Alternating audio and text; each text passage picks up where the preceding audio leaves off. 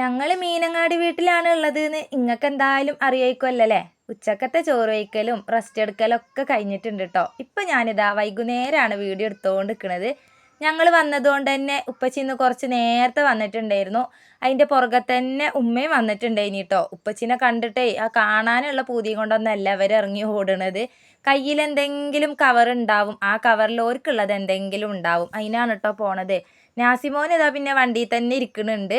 ഓനൊന്നും വണ്ടി കണ്ടിട്ടേ ഇല്ല കേട്ടോ. പിന്നെ ഇതാ ഉമ്മ വരുമ്പോഴും ഉമ്മ എന്തൊക്കെയോ കൊണ്ടുവന്നിട്ടുണ്ടായിനി കേട്ടോ, ചായക്ക് കടിയായിട്ടും. ഉമ്മ ചെറിയൊരു മെസ്സിലാണ് പണിക്ക് പോണത്. ഹോട്ടൽ നാടൻ ഭക്ഷണശാലയൊക്കെ അല്ലേ, അങ്ങനത്തെ സ്ഥലത്താണ് കേട്ടോ. ആ ഒരു ഹോട്ടലിൽ മെസ്സിലാണ് ഉമ്മ പണിക്ക് പോണത്.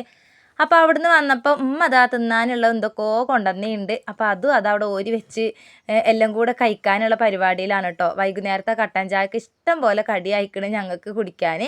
നാസിമോൻ്റെ സൈക്കിൾ എന്തോ കേട് വന്നിട്ടുണ്ട്. അപ്പോൾ അത് ആഷിക്ക് അതൊന്ന് നന്നാക്കി കൊടുക്കുന്നുണ്ട് കേട്ടോ.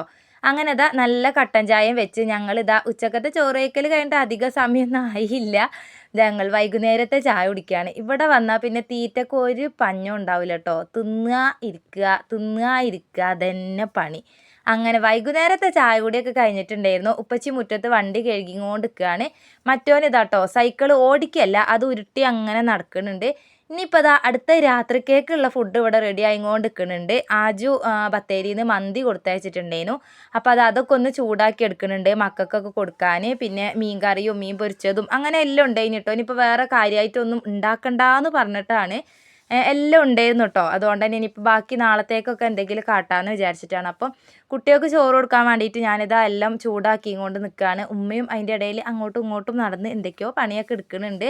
അങ്ങനെ ഇതാ മക്കൾക്കൊക്കെ കൊടുത്ത് ഞങ്ങളും ചോറൊക്കെ വെച്ചിട്ടുണ്ടായിരുന്നു. അപ്പോൾ ബാക്കിയുള്ള വിശേഷങ്ങളൊക്കെ അടുത്ത വീഡിയോയിൽ അങ്ങനെ കാണാം കേട്ടോ. അപ്പോൾ ഓക്കെ, ബായ്.